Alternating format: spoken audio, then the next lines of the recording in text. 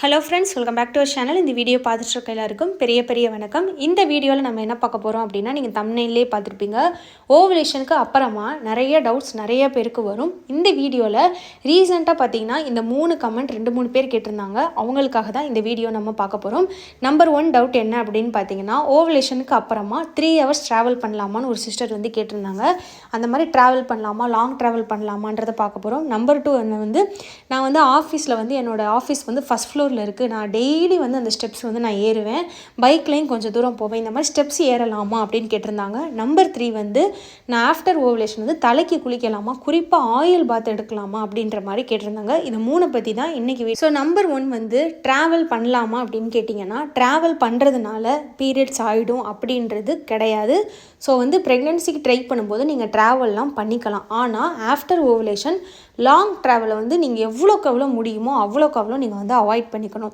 ஒரு வேளை ரொம்ப ரொம்ப ரொம்ப இம்பார்ட்டண்ட்டாக ட்ராவல் பண்ணணும் அப்படின்னா காரில் வந்து ட்ராவல் பண்ணுங்கள், அதுதான் நல்லது. எனக்கு வந்து என்னோடய பர்சனல் எக்ஸ்பீரியன்ஸ் சொல்கிறேன். நான் வந்து ப்ரெக்னென்சி கன்ஃபார்ம் பண்ணது நான் மதுரையில் கன்ஃபார்ம் பண்ணேன். என் ஹஸ்பண்ட் வந்து, அதாவது எங்கள் வீடு வந்து சென்னையில் இருந்தது. ஸோ அப்போ வந்து பார்த்திங்கன்னா நான் கன்ஃபார்ம் பண்ணிட்டேன். ஆனால் எனக்கு சென்னைக்கு போகணுன்னு ஆல்ரெடி நாங்கள் வந்து பஸ்ஸெல்லாம் புக் பண்ணியிருந்தோம்.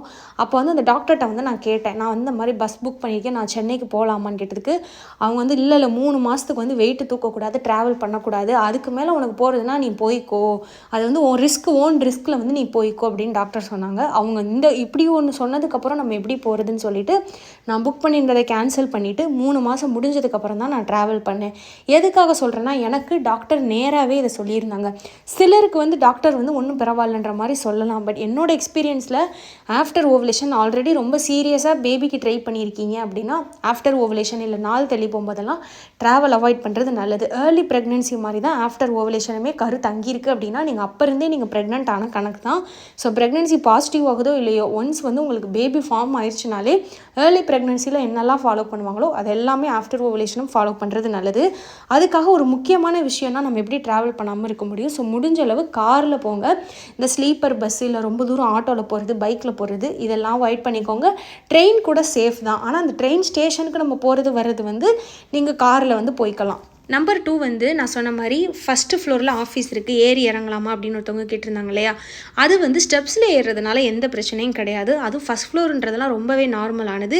நீங்கள் டெய்லி கூட ஏறி இறங்கலாம். ஆனால் அடிக்கடி ரொம்ப ஸ்பீடாக ஏறி இறங்கக்கூடாது. பாடி வந்து டயர்டாயிடும், உங்கள் யூட்ரஸும் டிஸ்டர்ப் ஆகும். ஸோ முடிஞ்ச அளவு ஸ்லோவாக ஏறி ஸ்லோவாக இறங்குங்க. அதே மாதிரி மாடிப்படியில் ஏறும்போது உங்கள் கையில் பெரிய வெயிட் எதுவும் இல்லாமல் பார்த்துக்கோங்க. ஒரு பெரிய பேக்கோ, ஒரு பெரிய காய்கறி பை மாதிரி பெரிய, அதாவது வெயிட்டாக உங்களுக்கு தெரியும்ல, சின்ன பையனா ஓகே, பேக்னா ரொம்ப அதிகமான வெயிட்டை தூக்கிட்டு படி ஏறுறதை வந்து அவாய்ட் பண்ணிக்கோங்க. அடிக்கடி ஸ்பீடெல்லாம் ஏறாமல் ஸ்லோவாக ஏறி ஸ்லோவாக இறங்கலாம். ஸ்டெப்ஸ் ஏறுறதுனால இறங்குறதுனால உங்களுக்கு எந்த பிரச்சனையும் வராது. முடிஞ்ச அளவு நான் சொன்ன மாதிரி அந்த வெயிட்டை மட்டும் கையில் இல்லாமல் பார்த்துக்கோங்க. நம்பர் 3 வந்து, இந்த ஆயில் பாத் எடுக்கலாமா? இது வந்து ஒரு நல்ல விஷயம், ஒரு நல்ல டவுட். இது நீங்கள் தெரிஞ்சு வச்சுக்கிறது நல்லது ப்ரெக்னென்சி ட்ரை பண்ணுறவங்க. இப்போ சில பேர் வந்து பார்த்திங்கன்னா, இந்த ஆஃப்டர் ஓவலேஷன், அதாவது நாள் தள்ளி போகும்போதெல்லாம் தலைக்கு ஊற்றிட்டா பீரியட்ஸ் ஆகிடும் அப்படின்னு சொல்லி கேள்விப்பட்டிருப்பீங்க. என்ன அப்படின்னா, இப்போ வந்து நீங்கள் பாடி ஹீட்டை வந்து ரெகுலராக ஆயில் பாத், நார்மல் ஹேர் பாத் எடுத்து நீங்கள் மெயின்டைன் பண்ணணும். அதாவது வாரத்தில் 1-2 நாள் ரெகுலராக நீங்கள் வந்து தலைக்கு குளிக்கணும்.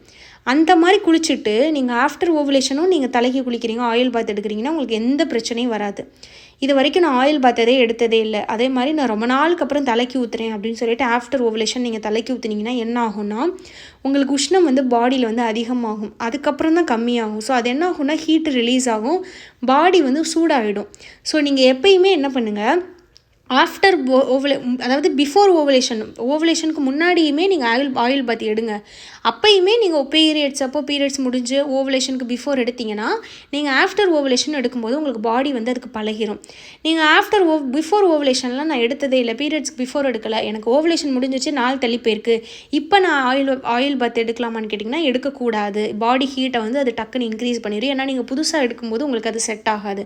அதனால ரெகுலராக எடுத்து பழக்கம் இருக்கிறவங்க மட்டும் after after ovulation oil bath எடுங்க. நான் இது வரைக்கும் எடுத்துக்கலன்றவங்க புதுசாக நீங்கள் எக்ஸ்பெரிமெண்ட் பண்ணுறதுக்கான டைம் வந்து ஆஃப்டர் ஓவலேஷன் இல்லை. அதே மாதிரி தான் தலைக்கு குளிக்கிறது. வாரம் 1லேருந்து 2 வாரம் 2 நாள் ரெகுலராக தலைக்கு குளிச்சுட்டு ஆஃப்டர் ஓவலேஷன் நாள் தள்ளி போகும்போதும் குளிக்கலாம்.